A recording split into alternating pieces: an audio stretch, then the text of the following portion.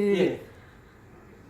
그럼 그때 당시 그러면 전혀 50% 그때 그냥 구수적 합의를 해주고 공무원 연금이 개정이 됐다는 말씀이신 거죠? 그때 국회 그 여야가 합의를 한 거예요. 네. 그러니까 말로 합의를 합의. 했는데, 네. 여야가 합의를 했는데 그 이행이 안 됐죠. 이행이 안 됐다고요? 근데 어떻게 그러면 그 합의도 안 그럼 공무원이 연금법 그 합의 구두 합의를 하고 그냥 공무원연금을 개선한 거죠 결과적으로. 그렇죠. 결과적으로 그럼 공무원 연금에서는 이용을 한 거네 결과적으로 저희 아니 근데 자기네들 그때 유리한 그걸 포지션을 그렇게 꼭 나쁘게만 볼 수가 없는 게 그때 구조상에는 그렇게밖에 안 그랬으면은 아마 그 법이 통과 안 됐을 거예요. 그때. 공무원 연금. 우리나라의 뭐 현실이죠. 지금 어려운 거예요. 그게 이게 연금 제도를 고치기가 그렇게 어려워요. 그리고 옛날 거를 시원하게 싹 갈아엎고 새로 할 수가 없어요. 지금 공무원 연금 공단이 공사인가요? 공무원 연금 공단이 따로 있죠. 그러니까 연금이 조직하는 사람들이 공무원인가요? 거기에 직원 일하는 분들은? 거기 직원들이 아마 똑같아요. 국민연금처럼 출연. 네, 국민연금 가입자일 겁니다. 국민연금 가입자라고요? 공무원 연금을 관리하는데도 불구하고 그 사람들은 국민연금을 내고 있더라고요. 예, 근데 이제 그분들이 이제 공무원 연금으로 들어가려고 막 시도를 했는데 계속 잘 안 됐죠. 제가 궁금한 게 공무원이나 군인연금들의 특징은 다 장기복무자예요. 거의 20년이 돼야 연금. 가입기간이 길죠. 예. 20년 이상 납부할 수 있는 거 안정적으로 납부하는 사람들이에요. 그렇죠. 근데 그러니까 일반 국민연금보다 훨씬 더 안정적으로 가입하는 자들이 그렇죠. 가입기간도 굉장히 긴데 그 사람들 특수하게 더 받아야 된다는 거는 그 사람들이 공직자에서 나중에 타락하지 말라고 보호할 수 조금만 약간 인센티브는 줄 수 있지만 그 차이가 너무 심하다는 거죠. 제가 봤을 때 제 주변에 봤을 때 거의 두 배나 세 배 이상 차이가 나고요. 실질적으로도 네. 사실 이제 국민연금 이 댓글에 기사 댓글에 보면은 국민연금 폐지하라 이게 지금 되게 많고 그 다음에 국민연금 공단 나쁜 놈들 막 그런 거 있고 그 다음에 그 공무원 연금 다 일어나 하라 뭐 이런 것들이 이제 댓글 쭉 달리면 국민 정서긴 한데 그 나라마다 좀 보니까 공무원 연금하고 국민연금을 하나로 하는 나라들이 있고요. 스웨덴이나 일본도 이제 하나로 만든 거고 근데 이제 따로 다 하는 나라들 많아요. 독일 같은 경우에는 공무원 우대가 우리보다 더 셉니다. 독일은 진짜 와 공무원이 너무 좋아요. 독일은. 근데 그러니까 나라마다 이게 전통이 좀 다른 것 같아요. 또 하나의 문제는요. 공무원연금은 잘 모르겠지만 군인연금은 그 사람이 퇴직한 순간부터 맞아요. 65세 받는 맞아요. 게 아니에요. 그런 이제 차이도 있어요. 그런 엄청난 차이가 있어요. 군인연금은 저희는 혜택 군인은 계급정년이 있어요. 계급정년. 네. 그래갖고 소령에서 중령이 진급이 안 됐어요. 그럼 40대 옷을 벗습니다. 제가 대신에 그때부터 한 200을 받아요. 그래서 이제 만약에 제가 군인에 계속 있었으면은 거기 안에서 결혼을 했을 겁니다. 막 수단과 방법을 가리자면 결혼해갖고 연금부터 둘이서 이제 40대 동반 은퇴를 딱 하는 거죠. 근데요. 소령이나 중령쯤도 제대를 하면 그 사람들이 바로 직장을 잃는 게 아니라 대부분은 군무원이 되죠. 특별한 케이스. 특별한 케이스가 없나. 저 같은 경우에는 만약에 제가 군인으로 했었으면은 둘이서 40대 딱 은퇴하고 그 400이 나올 거 아니에요. 둘이서 저는 일 안 할 겁니다. 지금 군인이랑 해도 되지 않아요? 공무원연금하고 군인. 어떤 게? 지금 군인이랑 결혼하면. 아 지금? 근데 지금 이제 나이 먹고 저도 이제 36이고 그래갖고 이제 시장 가치가 떨어졌어요. 이제. 아무도 저하고 결혼 안 하려고 합니다. 지금 군인들이. 국민연금이잖아요. 저는 국민연금. 그래서 저가 이제 제 예상 연금이 60세까지 한 달도 빼지 않고 보험료를 쭉 냈을 때 그렇게 했을 때 회사를 안 잘리고 잘 해갖고 했을 때 예상 연금이 한 90만 원 정도 됐었어요. 90만 원. 근데 제가 옛날에 군인 3년 복무한 게 있거든요. 이거를 공적연금 연계가 있어요. 그래갖고 옛날에 받은 돈을 이자를 다 갖고 확 반납을 했습니다. 그러니까 예상 연금이 100만 원이 넘어버리더라고요. 군인 연금의 효과를 봤습니다. 저는. 10만 원 좀 넘게는 군인 연금에서 나온 거죠.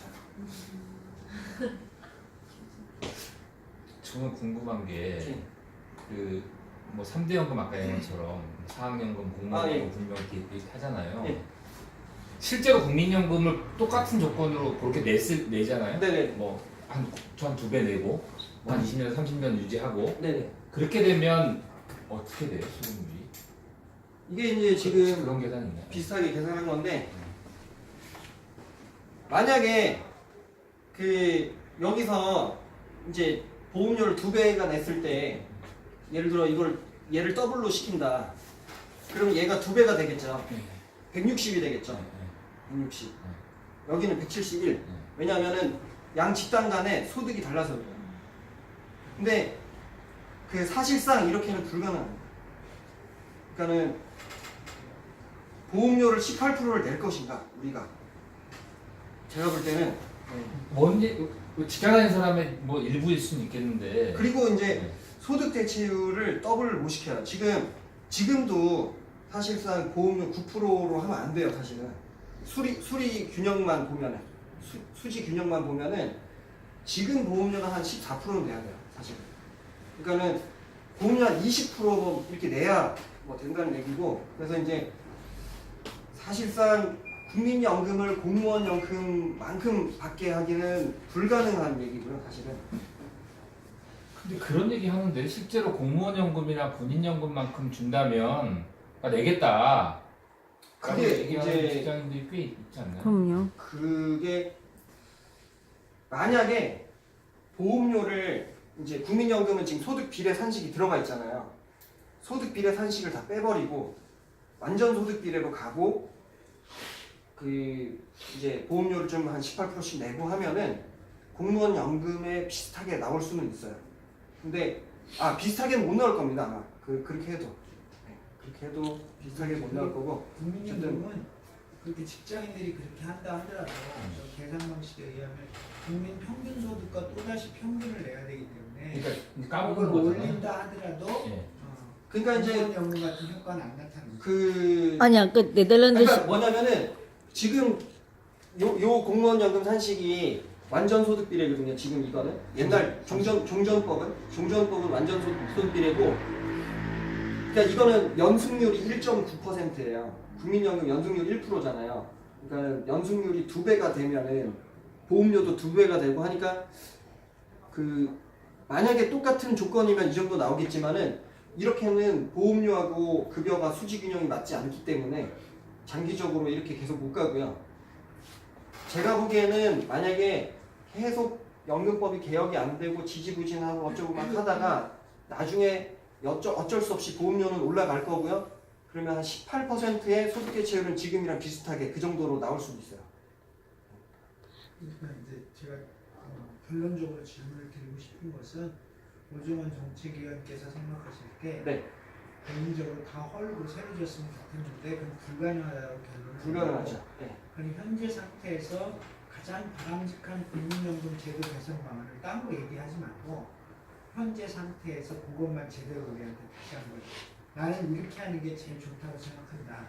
오건호 박사 얘기해서 어쨌든 저는 개인적으로는 우리가 보험료를 좀 더 내야 된다고 생각하고요. 소득 대체율도 올릴 수 있으면 좀 올려야 된다. 그리고 저는 이제 우리나라에 보충연금을 도입해야 된다 생각해요. 이게 뭐냐면 다른 나라들은 하고 있어요. 보충연금을. 아까 미니멈 제도라고 있었죠. 다른 나라들은 보면은 뒤쪽에 있었는데 미니멈 제도라고 제가 이게 뭐 여러 개를 많이 만들다 보니까 있었습니다. 일정 수준은 무연금자와 저연금자에게 연금을 주자는 거예요. 그러니까 기여와 상관없이 줄 수도 있다라는 얘기죠. 우리나라한테는 지금 그게 필요해요.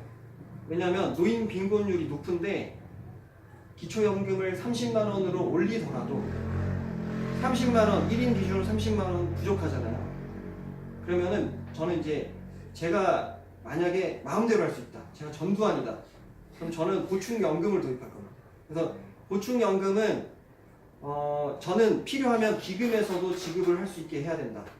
왜냐면 우리나라 기금이 아까 막 쫙 올라갔잖아요. 각도가 아까 기금이 지금 보험료를 올리게 되면은 기금이 이제 쫙 올라가거든요. 지금 아까.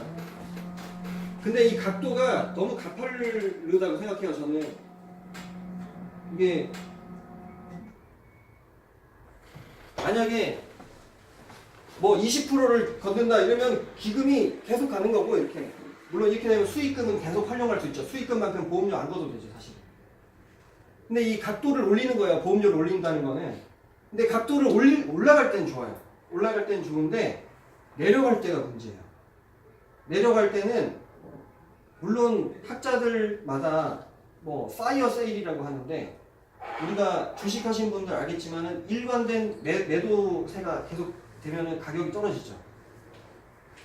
이거 파이어 세일 나오는 거 아니냐. 그런 우려를 하는 거야. 제값을 못 받는 거 아니냐.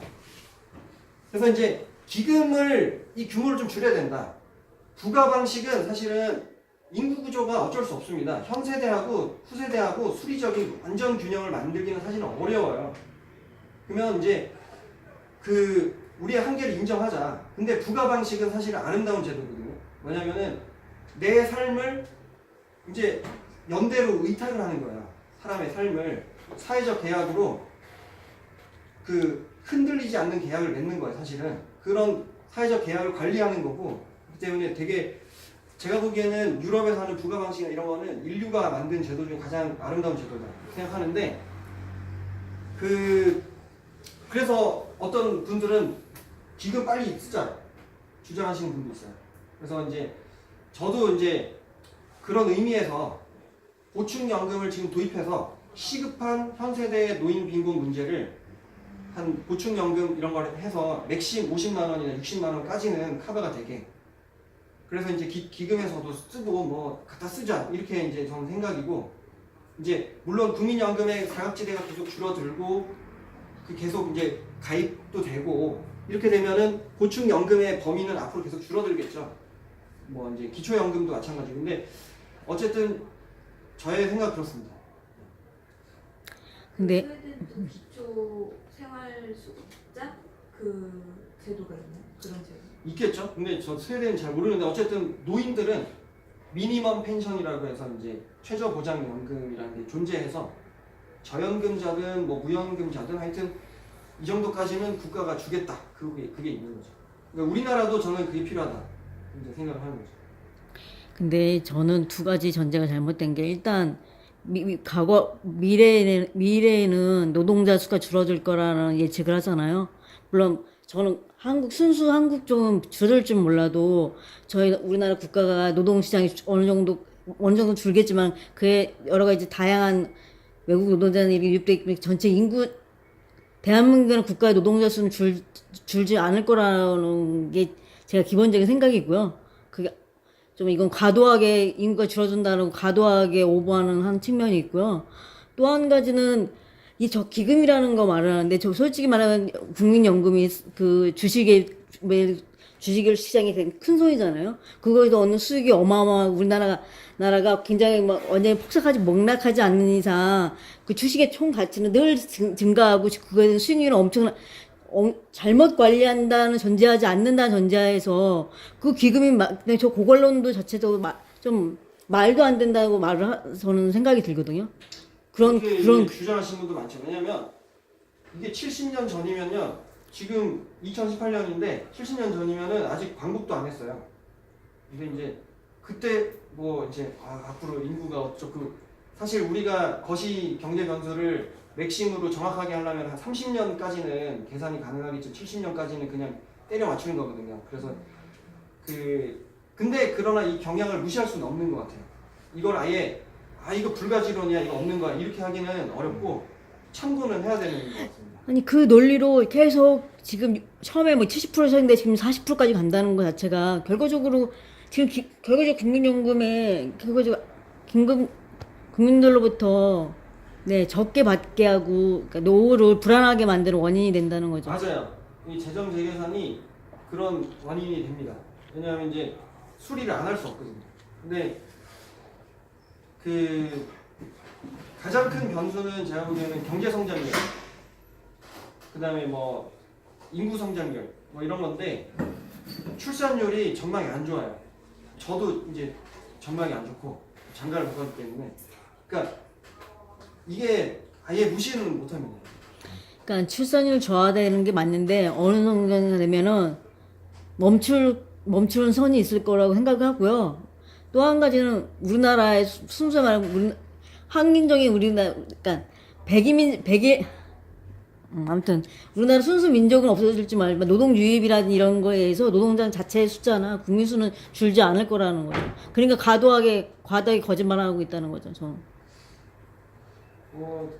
저도 역시 가정이신 것 같은데요. 네. 그것도 가정이지만은 저도 잘 모르겠는데 하여튼 지금 그 급여 구조상으로 만약에 물론 이주 노동자분들이 한국에 안 살고 나가면은 뭐 반환일시금 받고 종결하기 때문에 급여의 부담이 없을 수는 있는데 계속 사는 분들은 또 연금 드려야 되거든요. 그러니까 이게 또 어차피 뭐 구조는 좀 고쳐야 된다. 전 개인적으로 이제 수지 균형은 어느 정도까지는 좀 맞춰야 되지 않느냐. 그러니까 뭐 오건호 박사님이 현세대 부담을 책임을 지자 뭐 이런 주장을 하시기도 하는데 올릴 수 있으면은 저는 보험료 올라가는 게 좋게 개인적으로는. 근데 이제 이런 얘기를 어디서 마음대로 못하죠. 근데 예를 들어서 뭐 최저 부담 연금제를 서울 상에서 네. 결국에는 보험 형상이라는 보험료를 인상해야 되는데 말씀하시는 대로 하면 지금 당장 보험료 인상이 어느 정도 수준까지는 올라가야 되는 거잖아요. 그러니까 단계적으로 올라가느냐 아니면 어느 정도 지금 그런 것들을 하기 위해서 그러니까 보험료를 올라간다는 거에 단위에 모두 다 동의하고 있어요. 모두 다 동의하고 있는데 문제는 이제 현재 기금이 우리 GDP 대비 30년 줄 분량이 지금 쌓여 있는 상황이라서 그것도 역시 또한 고려를 같이 해야 된다는 거죠. 그래서 보험료 인상은 점진적, 단계적으로 해야 된다. 네.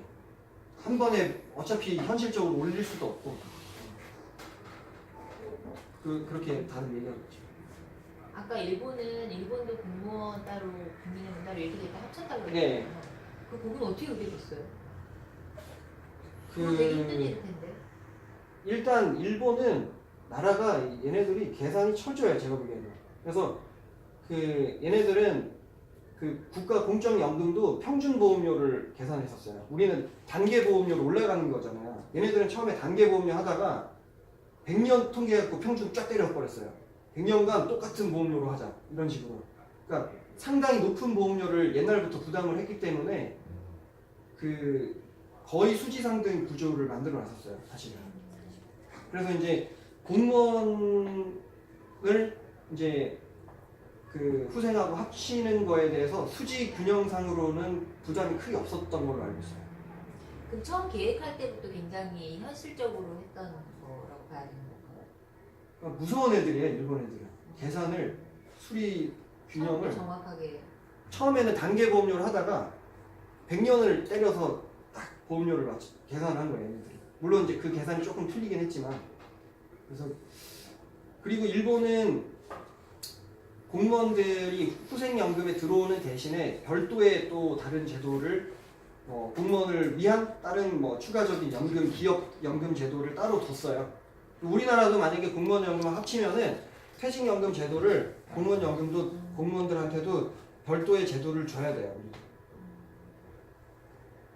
그래서 이제 당시에 2014년인가 그 전에 그러니까 2013년 아니 2007년, 2008년, 2009년 하여튼 유시민 장관이 있을 때 유시민 장관이 이제 공무원 연금 안으로 이렇게 제한한 게 있다 그러더라고요. 옛날에. 근데 이제 그때 퇴직연금까지 좀 어떻게 후하게 좀 계산을 해가지고 오히려 이제 조금 더 국가 지원 많이 들어가는 방식으로 제한을 했었는데 공무원에서 거절을 했다고 이제 그런 게 있습니다. 지금 연금 수급 연령이 65세인가 그렇잖아요. 지금은 62세. 네. 저기 기준으로 하면 65세인가. 그러면 이게 단계적으로 수급 개시 연령도 지연이 되는 거. 그거는 이제 98년 법 개정할 때 반영이 됐었던 내용이에요.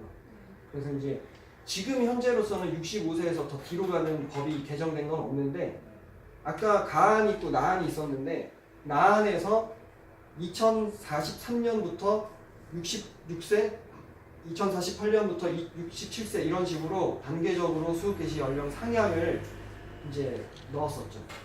나안에서. 그러면 지금 기준에서 네. 저 기준으로는 이제 만 65세 보는 걸로 되어 있는데 네. 이게 또 미뤄질 수가 있는 건가요?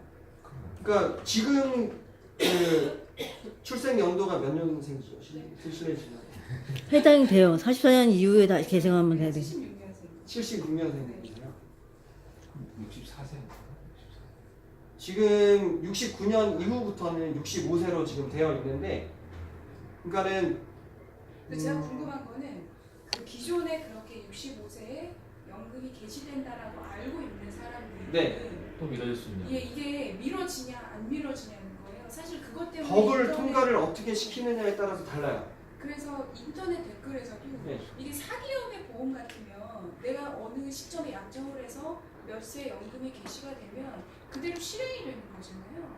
그리고 우리도 그 노후의 어떤 생활이나 이런 것들을 예측을 할 때 내가 몇 세 연금이 개시된다라는 걸 딱 세팅을 하고 가야 되는데 사실 이게 변동이 되면은 사실 좀 문제가 되는 게 아닌가 싶어서요. 그러니까 이제 그건 저한테 물은 거죠. 제가 그 세대 60세부터 받을 거라고 생각해서 20여 년 이상을 부어오다가 어느 날 갑자기 그게 되는 거잖아요. 저 같은 경우에 딱.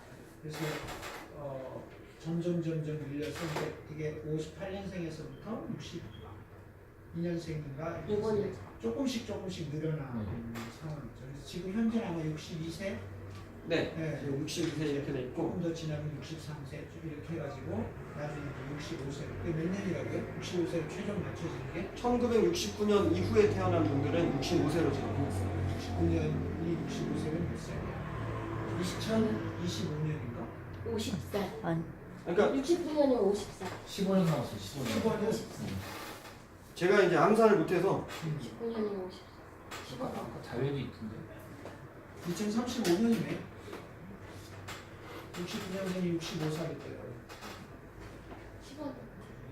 2034년. 네. 2034년에 네. 65년으로 딱 맞춰지는 그러니까 2034년까지는 수급 개시 연령 상향이 없다라고 보면 되고요. 그 얘기는 지금 가장 왜냐면은 그러니까 그 2034년까지 이제 수급 개시 연령에 도달하는 사람들. 그러니까 뭐냐면 이제 이 연금법이라는 게 소급 입법은 안 돼요. 그래서 이제 그 뭐 일정 연령 이후 몇 년생 이후부터 뭐 언제부터 한다 이런 게 사실상 바로바로 이렇게 막 적용이 뭐 이렇게 그러니까 되진 않죠. 뭐 그렇게 되진 않고 예고를 합니다. 언제 이제 이렇게 됩니다라고. 근데 이제 열리는 기간이 단순히 딱 잘라서는 못해요. 그러니까 그걸 60세에서 65세라고 하는 5년을 열리는 기간을 과도기를 둬서 1년마다 뭐 얼마씩 지금 현재 법은 그러니까 65세까지 65세 받는 나이에 저희가 세대가 딱 70년대생들이 네. 근데 나중에 아니 통과되면 저희는 1년씩 조금씩 늘어나는 세대가 된다니까요. 44년이니까. 44년 때 저희가 딱 60세 되는 어떤 도달쯤 되는 나이에요. 그러니까 간호 개정이 있는데 되면 저희가 도달하는 그러니까 나이. 이제 그래서 나안이 엄청나게 저항을 받았어요, 사실. 지금 이제 러시아는 푸틴이 막 상의 벗고 말 타고 이러잖아요. 푸틴 막 비행기 전투기 몰고 그러는데 푸틴이 하는 나라인데도 60세에서 65세로 연장을 했다가 사람들이 보드카 마시고 들고 일어나고 막 그랬어요. 그러니까는 연금이 이게 되게 정치적으로 큰 영향을 미치는 제도고 사실 65세가 글로벌 스탠다드로 보면은 되게 빠른 편이거든요. 그러니까 이미 일본도 67세 뭐 이런 식으로 돼 있고 뭐 이제 막 계속 연장이 돼요. 왜냐면 왜 그렇게 할 수밖에 없냐면은 사람의 평균 수명이 이게 자꾸 늘어나는 거예요. 근데 예를 들어서 평균 수명 2년만 늘어도 연금 기준으로는 연금 지급할 게 10% 늘어나는 거예요. 예를 들면 65세부터 85세 20년이잖아요. 예를 들면. 근데 2년이 늘어났어. 평균 수명이. 지급할 돈이 10% 늘어나는 겁니다. 그러니까 물론 그렇게 수리적으로 그렇게 잔인하게 하면은 이제 이게 하지만 어쩔 수 없어요. 계산을 할 수밖에 없으니까. 그러니까 이제 수급 개시 연령은 아마 평균 수명이 늘어나면은 그런 식으로 수급 개시 연령을 늘리거나 아니면은 독일 같은 경우에는 재정 안정화 개수가 도입이 돼 있어요. 소득 대체율값 앞에다가 K로 값을 곱해서 그 재정 안정화 개수가 들어 있어요. 그래서 수급 개시열 그러니까 평균 수입이 늘어나는 만큼 급여가 자동적으로 깎이도록 독일이나 일본은 지금 그게 다 들어가 있습니다.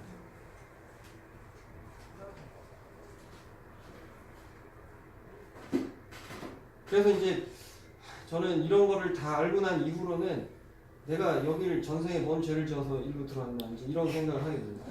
왜냐면 앞으로 욕먹을 일밖에 없어요. 그래도 누군가 아까 좀 아름다운 제도를 사야지. 근데 공단에 있는 직원이라고 해서 욕을 많이 먹나요? 그 결정권자도 아닌데? 욕을 많이 먹습니다. 그래요? 공단의 직원들이 사실상 총알바지라고 합니다. 그래서 이제 그 가입시킬 때도 욕 먹고 연금 지급할 때도 욕 먹고 막 그래요. 몇 명 정도가 되죠? 저희 연금공단 직원이 이번에 비정규직 정규직 전환까지 다 돼갖고 한 전부 다 하면 6천 좀 넘고 한 7천 가까이 되는데 사실 이 중에 연금 업무만 하는 사람들은 한 3천이 안 될 겁니다. 나머지는 나머지 분들은 이제 그 장애 등급 심사 뭐 이런 것도 있고요. 활동 능력 평가 뭐 활동 지원, 장애인 활동 지원 뭐 저희가 보건복지부 산하기관이잖아요. 이거 해 그러면 할 수밖에 없어요. 지금.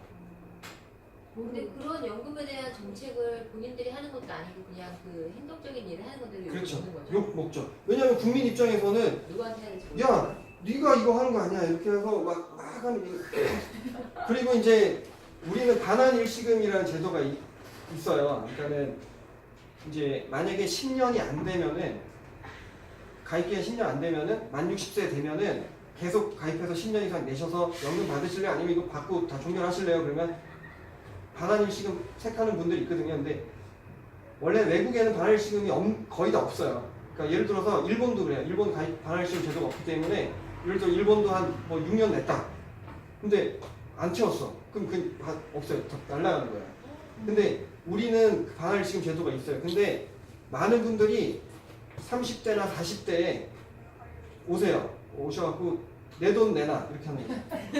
반환 일시금을 다오. 그러면 이제 우리 직원은 뭐 어떻게 할 수가 없잖아요. 어떤 직원은 칼에 찔린 직원도 있어요. 네. 아 진짜 그렇구나. 근데요, 옛날에 국민연금을 일시적으로 이렇게 그런 적이 있어요. 있었잖아요. 중간- 왜 그랬냐면 99년에 지역가입자가 전 국민에 도입됐다 그랬잖아요. 근데 지역가입자 전 국민 도입하기 전에는 사업장에서 퇴사하면은 이 사람은 도시에 사는 사람은 국민연금 적용 대상이 아니에요. 받을 제도가 없어요. 근데 그러면 직장을 다니고 있는데도 소급해주던데요? 그러니까는 뭐 이렇게 다녔다가 퇴사했다가 또 다른 직장 들어가고 막 이러잖아요. 그러면 이제 옛날에는 99년 전, 그러니까 2000년이죠. 2001년까지인가 해갖고는 사업장 퇴사 1년 후에 납부한 보험료를 돌려받은 적이 있어요. 그래서 이제 그거를 지금 요즘에 다시 반납을 할 수 있어요. 반납금이라고. 그 반납금을 납부하면 엄청 좋아요. 왜냐면 그때는 소득 대체율이 70%인 기간이었죠. 그러니까 그 국민연금 제도를 잘 이용하시려면은 반납금하고 추납금이 있어요. 추납금은 추후 납부 보험료. 그래갖고 이제 사람마다 빈 공간들이 있어요. 회사 다니다가 중간에 쉬었다가 또 회사 다니고 이렇게 중간에 빈 공간이 있어요. 그러면은 이거를 지금 내는 보험료 곱하기 개월수로 내면은 납부하는 시점에 가입 개월이 들어옵니다. 그러면은 가입 기간이 늘어나니까 연금이 이제 커지죠.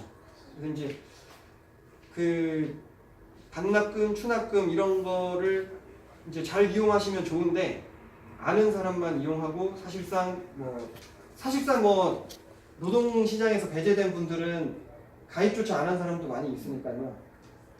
저희 아버지가 대표적인 분 같습니다. 저희 아버지가 제가 2011년 3월에 딱 입사를 했더니 아버지가 51년 2월 8일생이세요. 입사하기 전 달에 이미 60세까지 끝난 거예요. 근데 한 번도 보험료를 안 냈어. 한 달이라도 냈었으면 이미 계속 가입이라고 60세 이후에도 계속해서 낼 수 있는데 그러면 아버지 이제 추납하고 막 하면 이제 막 한 600 때려 넣으면 아버지 딱 연금 몇십만 원 받고 막 이런 이제 그 정도의 그게 있는데 제가 연금 몰랐던 거죠. 들어오니까 아버지가 이제 끝난 거예요. 60세. 저는 기초연금 늘리기 운동을 하고 있습니다. 아니 그럼 현실적이면 그 추납부액이라는 게 있잖아요. 근데 그 납부액이 연금 액수가 높은 상태에서 추납을 하는 게 이득인 거예요? 아니면 낮은 상태에서 추납을 하는 게 이득인 거예요? 그게 이제 아까 말씀드린 대로 그 이제 수익비는 소득이 적은 게 좋고 네. 절대 금액 또는 순혜택은 소득이 큰 게 좋은 거죠. 그래서 나는 많이 받고 싶다. 그러면 많이 내면 되는 거고 나는 수익비가 좋게 받고 싶다. 근데 조금 받아도 된다. 적게 내도 되는 건데 저는 이제 사람들이 이렇게 얘기하는 분들이 있어요. 지역가입자나 임의가입자분들은 최적의 보험료가 얼마냐? 근데 저는 낼 수 있는 보험료가 최적의 보험료다. 왜냐? 가입기간이 들어오는 게 중요하거든요. 아니 그러면 추납하는 거는 그 당시 제가 빈 공간이었던 기간 지금 동안 납부 시점에 대체율 적은 거예요. 그때 당시 대출 받는 거 아니고요? 네. 그럼 그러면 제가 지금 12년 동안 근무를 했는데 1년 정도 공백 기간이 있었어요. 네. 그럼 그거에 대한 거 지금도 낼 수 있나요? 낼 수 네. 있어요. 그게 추납이에요. 추납. 그때 저는 이제 매달마다 그 돈이 사실 생각보다 몇십만 원이라는 게 센 돈이어서 1년 동안 멈췄었거든요. 그리고 이제 그 추납보험료는 사실 저는 우리나라가 소득공제, 세액공제 이런 게 너무 세게 많이 돼갖고 그 세금을 좀 너무 적게 걷는 전 개인적으로는 그렇게 생각하고 있는데 국민연금 보험료는 다 소득공제됩니다. 그래갖고 추납보험료가 다 소득공제가 돼요. 그래갖고 저도 이제 사실 세금을 많이 내서 복지를 늘리자 말은 그렇게 하지만 내가 추납을 얼마 하면은 이번에 세금 절감이 얼마 되지? 이렇게 계산해가지고 한 2년에 걸쳐 추납을 했었습니다. 저는. 그러면 지금 1년 동안 밀린 걸 2년이나 3년에 걸쳐서 지금 만약에 제가 그걸 다 내게 되면 그냥 그거 현재 기준에 소득대출. 적용을 받는 예, 거예요? 소득대출 적용이죠. 아니 내고 싶은 만큼만 추납하시면 돼요. 제가 뭐 100만 원이면 50만 원만 내도 되고 그리고 이제 추납이 빈 공간이 개월 수가 있기 때문에 빈 공간을 한 번에 다 안 내도 돼요. 그래서 이제 쉽게 말하면 이제 짤짤이로 내도 돼요. 나는 한 달 신청해서 한 달 내고 또 이따가 또 한 달 생각나면 또 한 달 내고 이렇게 해도 돼요. 사실 제가 얼마 전에 이제 출근을 하면서 라디오를 듣는데 국민연금 엄청 난리 났을 때요. 저 누군지 모르겠어요. 근데 국민연금에 대해서 잘 알지도 못해요. 사실은 그냥 세금 가져가는 대로 가져가면 그냥 월급 받는 대로 받는 사람이라서 그런 얘기를 하더라고. 저희 나라도 30년 쌓여 있고 그리고 뭐 그런 전문적인 얘기를 막 하시는데 저희 나라 젊은이들이 너무 많은 걱정을 하는 것 같다고 20, 30대가 이러시면서 현재 저희 나라 갖고 있는 걸로 내지만 현재 뭐 독일이나 이런 선진 국가에서는 그냥 젊은 사람들이 주는 것처럼 이렇게 복지 개념처럼 연금이 나간다는 식으로 말씀을 하시는데 맞는 건가요? 그렇죠. 독일은 기금이 한 달치 줄 분량만 갖고 있어요. 네, 그냥 그래. 주는 대로 다시 그대로 네, 그러니까 그렇기 때문에. 근데 이제 그게 가능한 거는 보험료하고 급여가 거의 수지 상등이 돼 있어요. 독일은. 이거 너 버는 만큼 내놓고 아닌 사람 주는 개념인 거죠? 아니, 그러니까 뭐냐면 개념인가요? 지금 국민연금은 원래 수리적으로 요구하는 보험료보다 보험료가 적어요. 근데 독일은 수리적으로 요구하는 보험료만큼 내고 있어요. 그래서 이제 부가 방식이 가능한 거는 그런 수리적인 균형이 돼 있고 인구 구조 자체도 아주 막 이제 노인이 막 몇 배로 많고 이런 상황은 아니기 때문에 물론 노인 숫자가 우리가 훨씬 많습니다. 그 비율상으로 보면은 많습니다. 그래서 독일은 70%는 보험료로 하고 30%는 세금을 더해가지고 연금을 주고 있어요. 사실 되게 좋은 생각이라고 했어요. 왜냐면 그 내는 것만큼 제가 받을 거라고 사실 그 시대에 전 생각하진 않아요. 30, 40년은 전 모르니까. 그건 있습니다. 그러니까는 지금 젊은 세대분들이 나는 손해를 너무 많이 본다 이렇게 생각할 수도 있는데 연금의 시계열상으로 보면은 지금 20대 이상은 다 기득권 계층입니다. 왜냐면 이게 그 급여와 그 기여가 일어나는 기간이 시차가 있기 때문에 사실 이제 보험료 차이는 앞으로 태어날 애들은 우리보다 보험료가 더 높을 가능성이 높아요. 근데 그래서 지금 20대 이상도 사실은 이제 연금의 시계열로 보면은 아직 우리나라가 단계 보험료를 채택하고 있기 때문에 지금 수리 균형상으로 수리적으로 본다면은 상당히 유리한 구조 속에 있는 건 사실이에요. 그럼 현재 20대들도 나중에 65세 지나서 받을 수 있다는 거야, 내가 낸 만큼? 낸 것보다 더 받죠. 지금 구조상으로는. 지금 현재 구조상으로는. 예, 지금 보험료가 인상해요. 가능성은 없어. 보험료가 만약에 한 12% 13%만 돼도 상위 소득자들은 수익비가 1 또는 1 약간 못 미칠 정도가 될 수 있어요. 상위 소득자들. 국민연금은 이제 소득 상한이라는 게 존재합니다. 내가 1,000만 원 벌어도 연금에서 보험료 걷는 소득이 1,000만 원으로 하진 않아요. 올해 기준으로는 468만 원인데 그러면은 국민연금이 의사가 예를 들어 월급 한 2천만 원 받는데 468만 원만 소득으로 봤어요. 왜 그러냐면 2천만 원을 다 소득으로 보면은 지금 급여 구조상에는 급여 제한이 없기 때문에 급여 한계가 없기 때문에 연금도 막 엄청 많아져요. 그렇게. 그래서 이제 그 소득 상한을 둔 거고 나라마다 다른데 소득 상한을 이렇게 둔 나라들도 있고요. 스위스 같은 나라는 사회적 합의를 어떻게 했냐면 보험료 부과할 때는 소득 상한이 없어요. 연금 받을 때는 제일 적게 받는 사람보다 2배 이상을 못 받아요. 그러면은 중상위층은 개인연금보다 못해요. 국민연금. 스위스는 그런 합의를 이룬 거예요. 나라가. 어떻게 했는지 모르겠습니다.